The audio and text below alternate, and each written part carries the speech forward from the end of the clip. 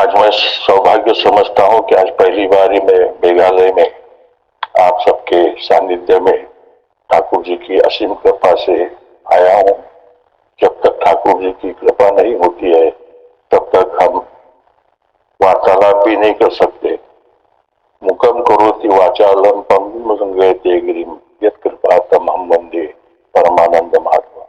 मैं तो एक छोटा सा आपी केसरी का आदमी हूँ और ठाकुर जी की जो लीलाएं हैं, ठाकुर परिवार की जो लीलाएं हैं, उसके बारे में कहने की मेरे अंदर पात्रता नहीं है।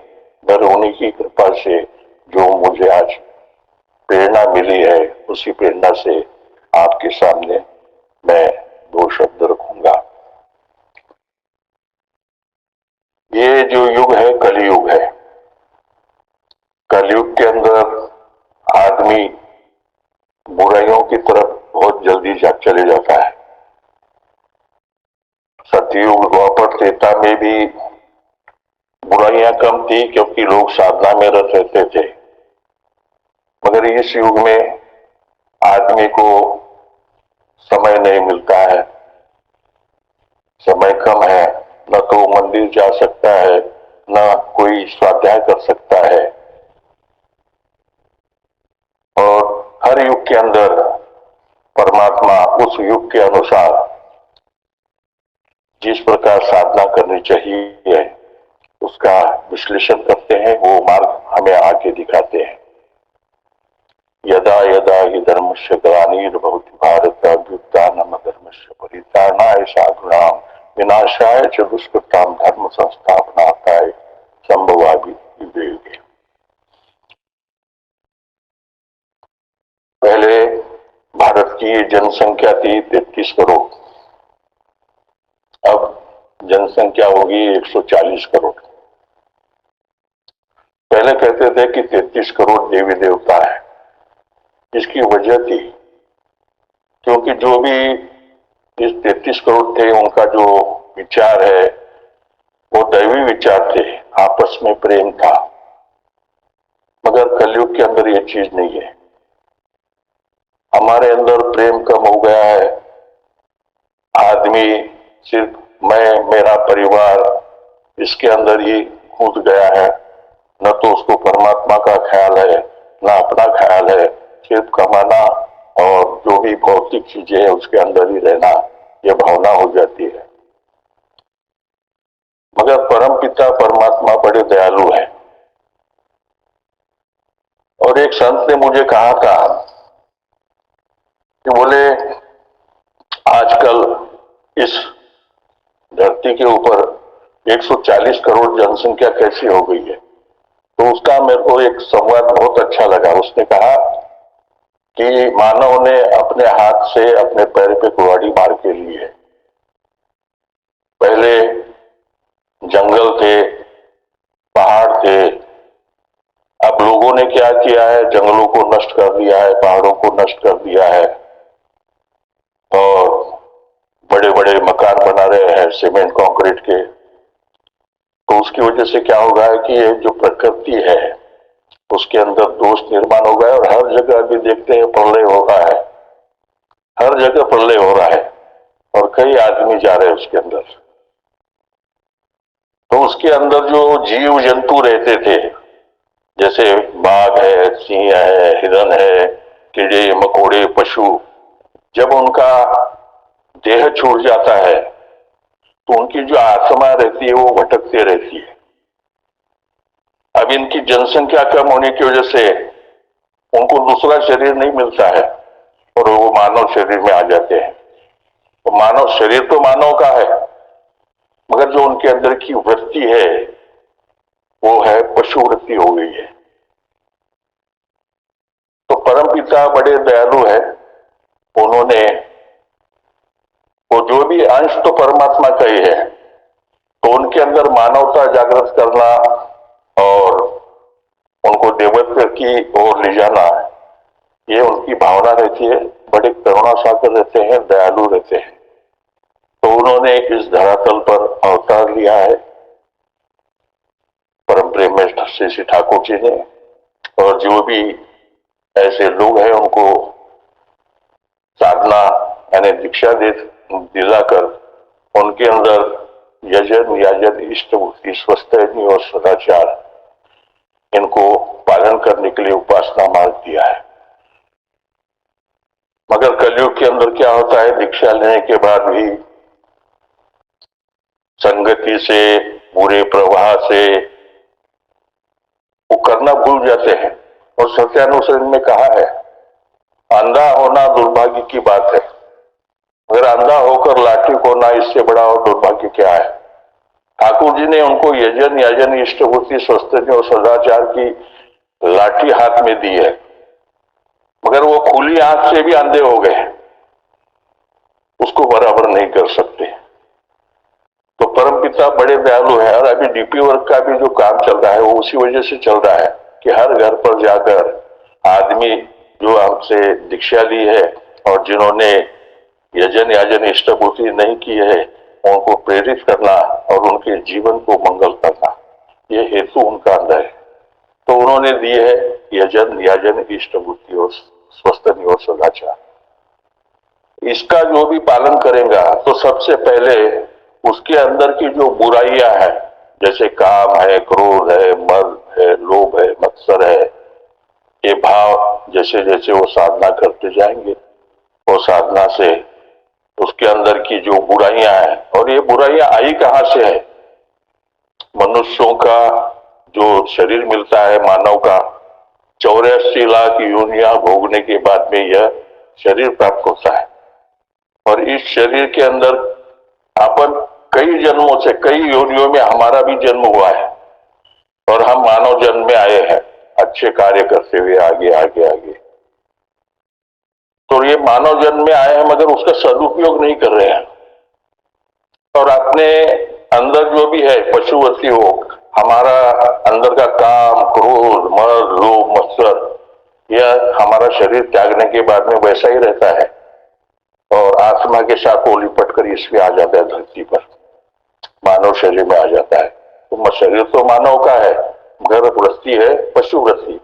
तो परमपिता परमात्मा युग पुरुषोत्तम परम प्रेम श्री ठाकुर पूर्णचंद्र जी ने आकर इन सभी जीवों का उद्धार करने के लिए, उनके अंदर मानवता जागृत करने के लिए यजन याजन इष्ट भक्ति और स्वस्थ और सदाचार का पालन किए है। वो करने से हमारे अंदर की बुराइयां कम हो जाती है, हम मानव स्वरूप में आ जाते हैं, मानवता हमारे अंदर जागृत हो जाती है।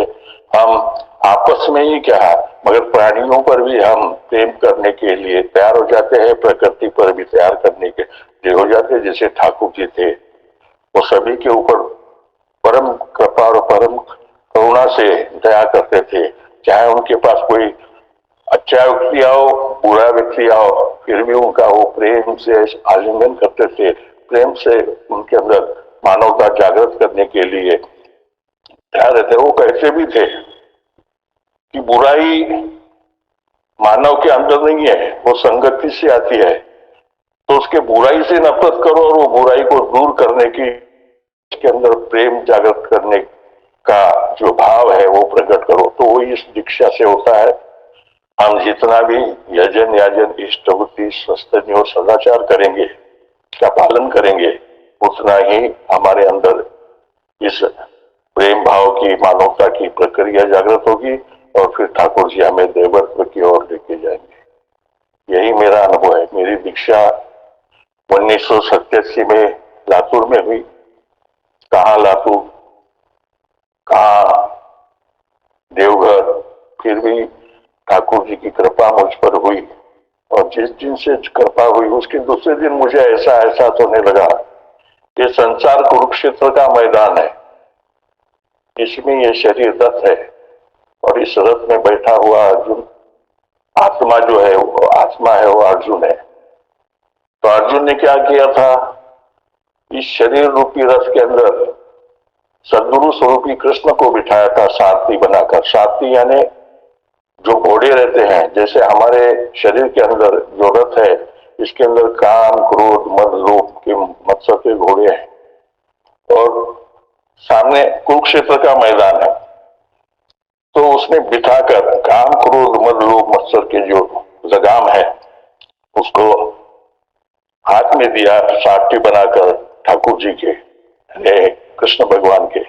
उसी प्रकार और फिर इस कुरुक्षेत्र के मैदान में उसने लड़ाई की तो उसने धर्म की संस्थापना की।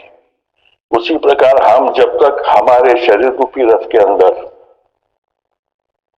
ठाकुर जी को सारथी बनाकर नहीं बिठाते और हमारे मन बुद्धि इंद्रियों की जो लगाम है उनके हाथ पर नहीं देते, तब तक इस संसार रूपी कुरुक्षेत्र के मैदान में हमारी विजय नहीं होती है।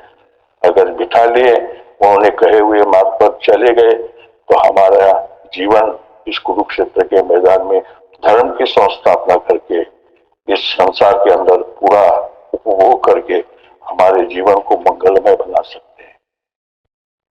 ठाकुर जी ने कहा है, बार बार कर जोड़कर सभी ने करूं पुकार, साधु संग मोहि देव नित परम गुरु प्राप्त। और दूसरी बात कही है, साधु संग कर सार रस मैंने पिया ढाई, प्रेम लगा गुरु चरण में मन शांत आई। ये क्यों कहा है? हम 2 वक्त ये प्रार्थना बोलते हैं। शिक्षा लेने के बाद में जब हम ये प्रार्थना बोलते हैं तो हमें भी हमारे जीवन में जो साधु पुरुष है वो आते हैं, क्योंकि ठाकुर जी तो सब जगह जा नहीं सकते हैं, तो उनका संग करने से हमारे अंदर कुछ कमियां रही है वो दूर हो जाती है। मेरे भी जीवन में ऐसे कई साधु मिले, हालांकि ठाकुर जी के प्रति मेरा प्रेम बढ़ता ही गया है और साधु मुझे आकर मार्गदर्शन करते रहते हैं। मुझे शुरू में काम क्रोध मद लोभ मत्सर बहुत सताते थे, तो मैंने गोरख, यहाँ पर ढालेगांव बोलकर गांव है, वहां पर एक सत्संग चल रहा था और सत्संग में हमारे गोरखपुर के राम सुखदास जी महाराज आए थे। तो वो कथा करते यानी प्रवचन कर रहे थे, करते करते उनके पहले किसी संत का प्रवचन हुआ तो बोलने लगे कि कैसे अब मुझे कुछ सुधारा नहीं, आप कुछ प्रश्न पूछे तो मैं बताऊंगा। और मैं तो ठाकुर जी के नाम स्मरण में था और अंदर से भाव इतना हो गया कि शायद वो मुझे ही पूछ रहे हैं। तो मैंने उनसे पूछा कि यजन याजन इष्टवृत्ति के बारे में आप कुछ बताइए। तो उन्होंने बोलना शुरू किया और सबसे पहले उन्होंने, मैं सामने ही बैठा था, कम से कम 15 से 20 हजार व्यक्ति थे, तो बोलना चालू किया और शुरू में उन्होंने कहा कि यजन याजन और इष्ट की जो अनुभूति है, इष्टवृत्ति है, ये कोई बड़ी बात नहीं है, साधारण है, मगर जो ब्राह्मण है उनके लिए बहुत ही खास है।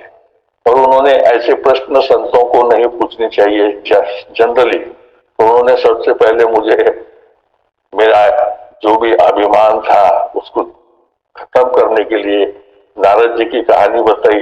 बोले नारद को एक दफे अभिमान हो गया था कि मैंने काम को जीत लिया है, और वो जाकर ब्रह्मा जी से भी कहे, ब्रह्मा जी समझ गए कि इसके अंदर अहंकार आ गया है। तो ब्रह्मा जी ने कहा कि आप शंकर जी के पास मत जाइए। फिर भी वो अभिमान वो शंकर जी के पास गए और उन्होंने उनसे भी कहा कि मैंने काम को जीत लिया है, काम को। शंकर जी ने कहा विष्णु जी के पास मत जाइए। फिर भी वो विष्णु जी के पास गए। विष्णु तो उन्होंने कहा वो तो सब जानते थे अंदर, मगर उनके अंदर एक भाव प्रकट हो गया कि ये अभिमान में आ गए हैं, तो इनके अंदर की जो बुराई है उसको खत्म करना है।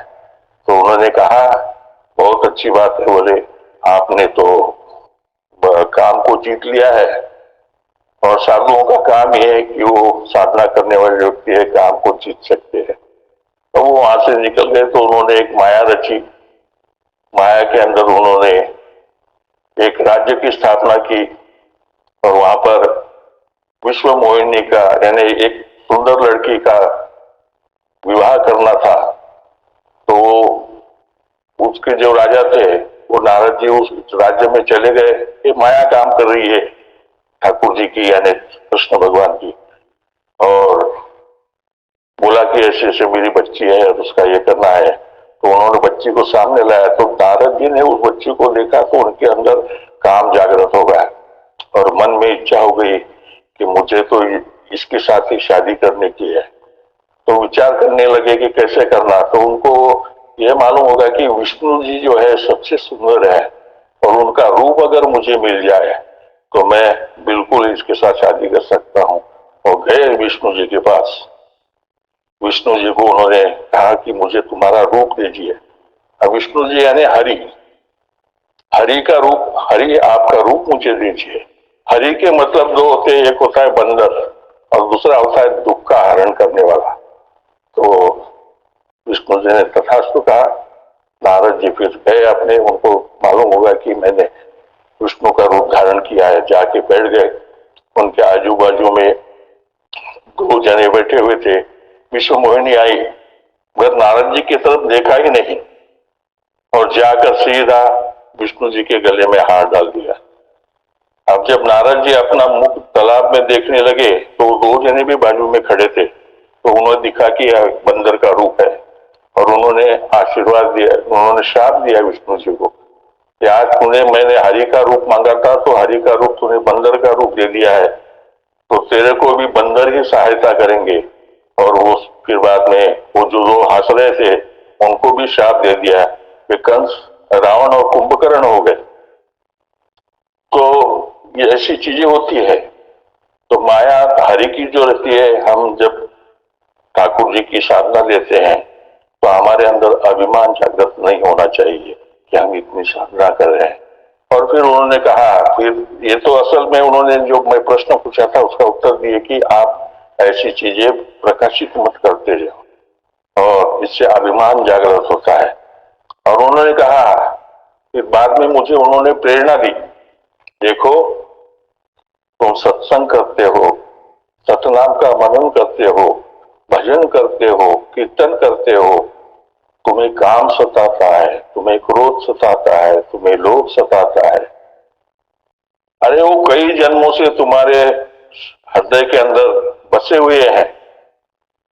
वो बसे हुए तो आपको दिखते नहीं है, मगर आप जब साधना करते हैं तो वे वो शरीर से बाहर निकलते हैं। जब बाहर निकलते तो आपको दिखते हैं और दिखने से अंदर हृदय के अंदर भय निर्माण होता है। तो उस चीज से डरो मत, आने दो। काम आता है, क्रोध आता है, लोभ आता है, मगर आप अपनी साधना पे अटू रहो और परमात्मा से यही प्रार्थना करो, हे प्रभु, हे हृदय भवन पुरुष प्रभु तोरा, आन बसे बहु चोरा, यह करत न सिर जोरा।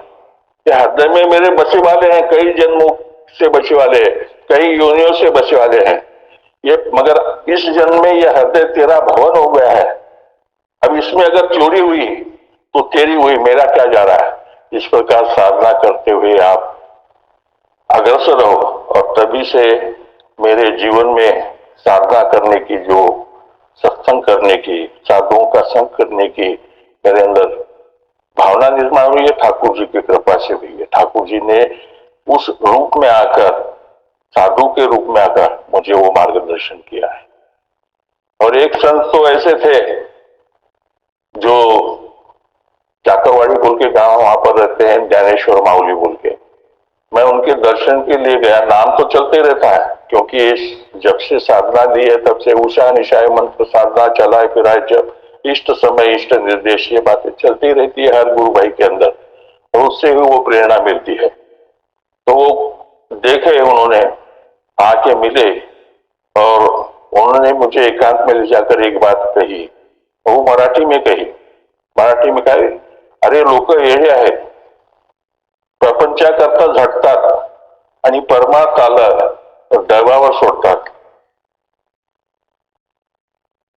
यानी उनका बोलने का मतलब था कि जो प्रपंच करने के लिए आदमी बहुत ही कोशिश करता है और फिर सत्संग वगैरह जो परमात्मा के करने के साधन है उसको नहीं करता है, अरे वो पागल है।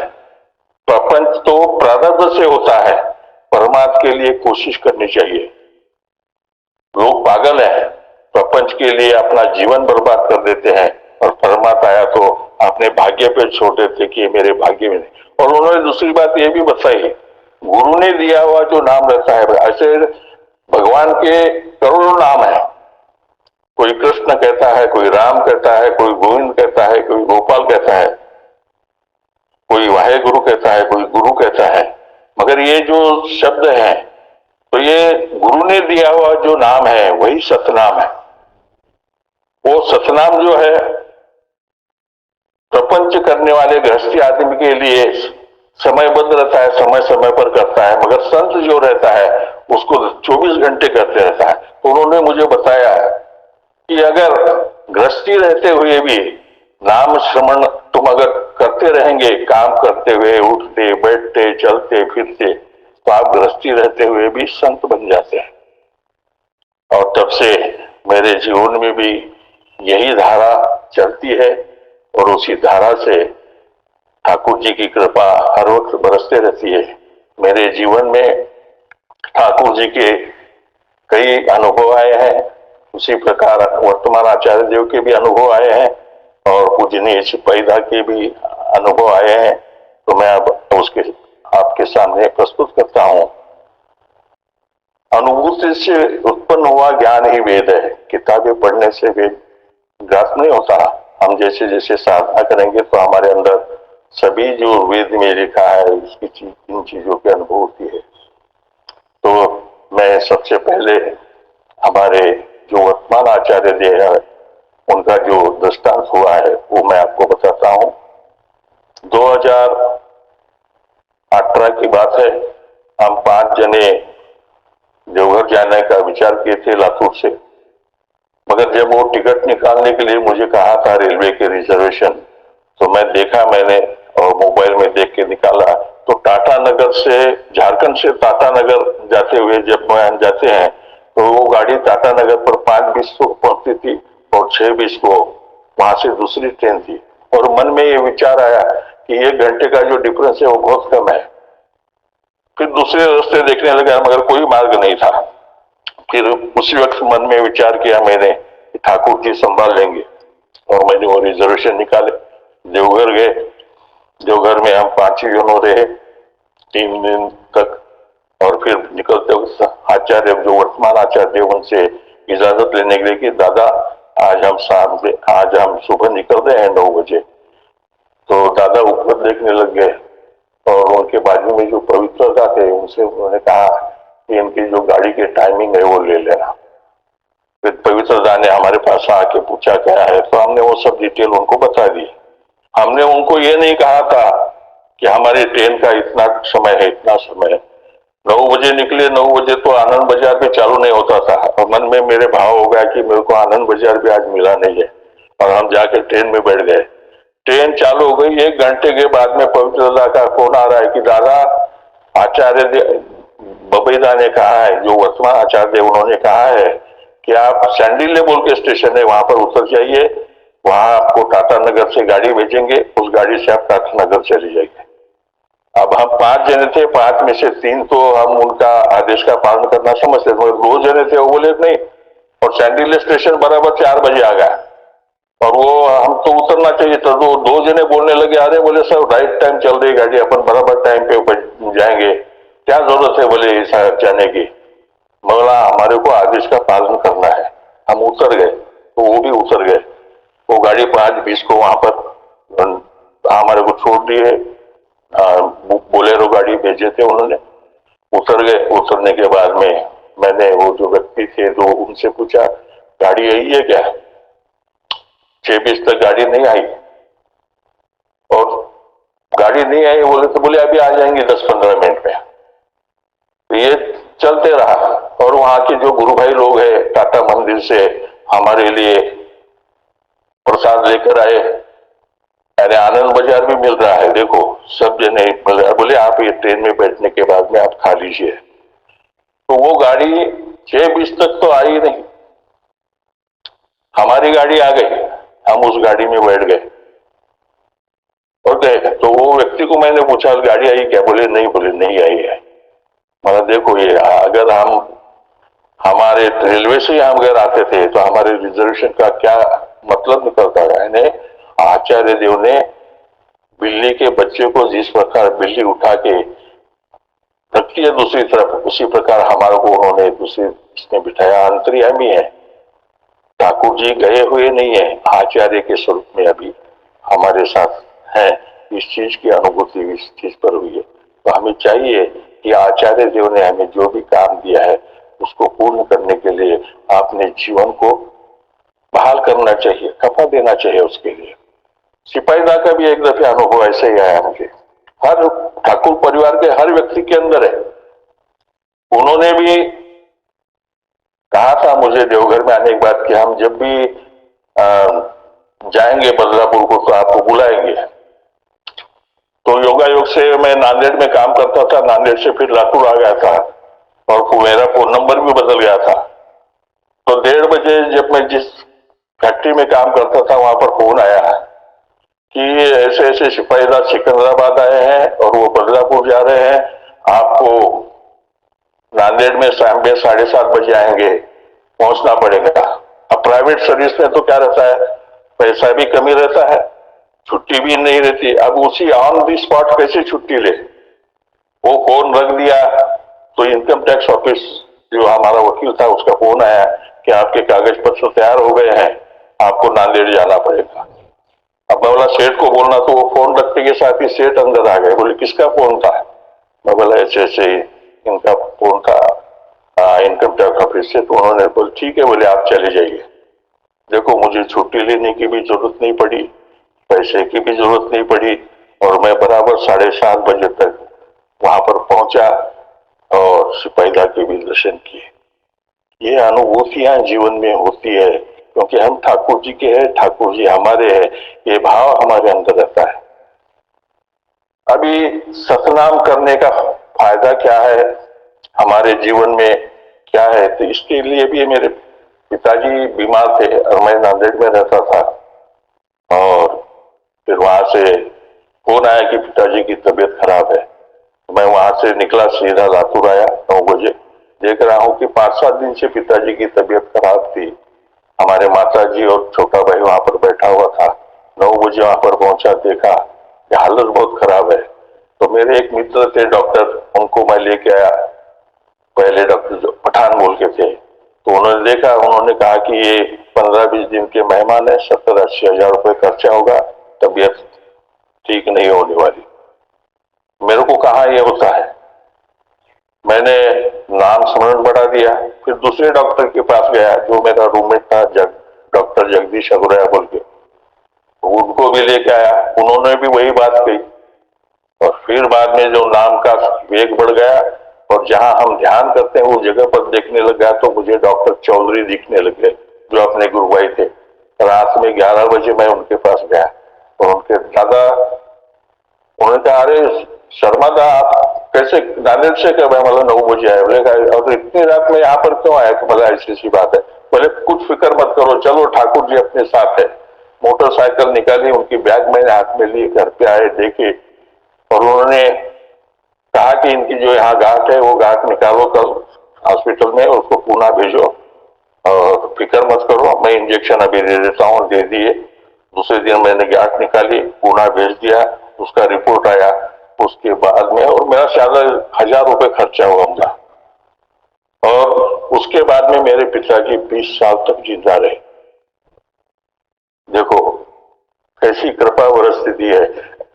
यानी ठाकुर जी का नाम स्मरण, उषा निशा मंत्र साधना, चला फिरा जब, ये चीजें अगर हमारे जीवन में हम करते रहेंगे तो हमें किसी भी चीज की जरूरत है उसकी पूर्तता पहले होगी और फिर ठाकुर जी हमें अपनी साधना में रत करेंगे। तो आप सभी से निवेदन है कि आप भी ठाकुर जी ने दी हुई पंचसूत्री जो है यजन आज इष्ट बुद्धि स्वस्थ निहो सदाचार का पालन करें और अपने जीवन को ठाकुरमय बना के रखें।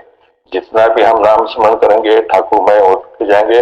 ठाकुर जी के अंदर जो भाव है वो हमारे अंदर निर्माण होंगे।